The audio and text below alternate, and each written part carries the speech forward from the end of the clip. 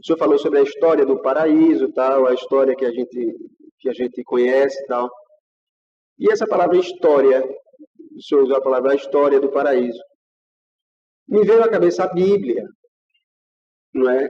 A Bíblia, o que eu acho é que as pessoas fazem uma certa confusão a levar ao pé da letra o que é uma alegoria e levar a alegoria o que é ao pé da letra. Como é que a gente pode se comportar? Como é que a gente lê a Bíblia? Não é simples. Não é. Não é simples.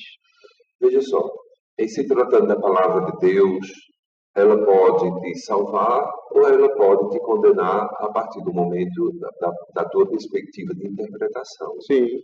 Então, não é muito difícil a gente encontrar aí fora muitas pessoas e grupos que fazem uma leitura fundamentalista da Bíblia. Exatamente. Como Igreja Católica, nós temos 3 colunas. São 3 colunas, 3 pilares que fundamentam a nossa fé, a nossa doutrina. Nós temos a palavra, nós temos a tradição e o magistério. São 3 colunas. Algumas coisas, elas não estão na palavra, mas fazem parte da tradição ou o magistério definiu. Sim. Porque antes da gente ter a palavra escrita, como nós temos hoje, nós tivemos o magistério e a tradição. A oralidade. A oralidade. Tem gente que não compreende isso. E há uma dificuldade muito grande.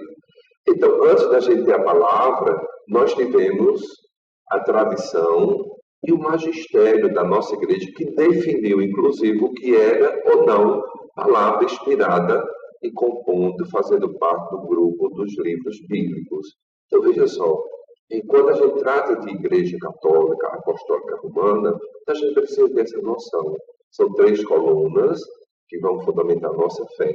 Em relação à palavra, a gente não pode nunca fazer uma leitura fundamentalista, porque senão a gente pode estar cavando a própria condenação e com facilidade a gente vai condenando as pessoas como se nós tivéssemos esse direito. E contaminando o ambiente, e as pessoas vão quase se tornando fanáticas. Então, a palavra de Deus tem fatos históricos, mas a gente precisa compreender também que tem a questão teológica, a interpretação que foi escrita.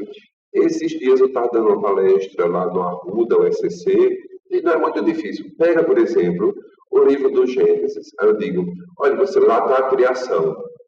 Então Deus criou o paraíso, colocou Adão e Eva, depois vieram Caim e Abel, Caim matou Abel, e Deus então o condena e manda ele lá para um lugar para compor-se. E tem mais gente. Deixa eu ver que tem mais gente lá. Aí você pode entrar em parafuso, se você for fundamentalista, achar que aquilo é um fato histórico e não levar para essa perspectiva, muitas vezes, teológica do texto e da sua interpretação. Então, ter esse cuidado sempre. E é importante o senhor falar isso, porque eu já escutei uma pessoa dizer, não, Deus fez Adão e Eva e todos são descendentes daquele núcleo familiar ali. Aí, pô, não pode. Eu disse, espera aí, mas você está dizendo que então, dentro do núcleo familiar, eles foram se reproduzindo até... Aí o cara disse, foi. Aí eu falei sobre isso. Eu disse, mas quando o filho de Adão e Eva saiu, né?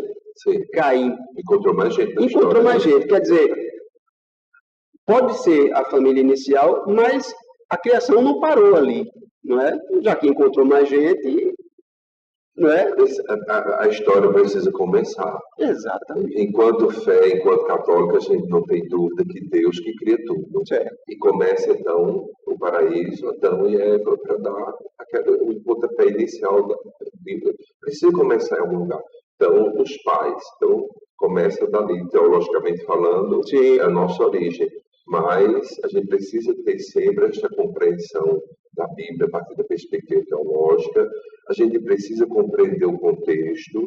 Um grande teólogo, o Frei Carlos Mestre, que vai dizer, olha, se a gente tira o texto do contexto, pode virar um pretexto.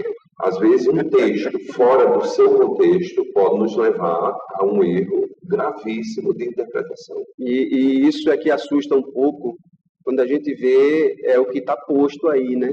Em nome de Deus as pessoas matam, em nome de Deus as pessoas condenam, em nome de Deus eu saio da minha igreja e boto outro para o inferno porque é de outra igreja. Então veja que coisa errada. Exatamente. Isso não é a palavra de Deus, nunca foi, nem será. Exatamente, exatamente. Queria lhe perguntar também quais são os desafios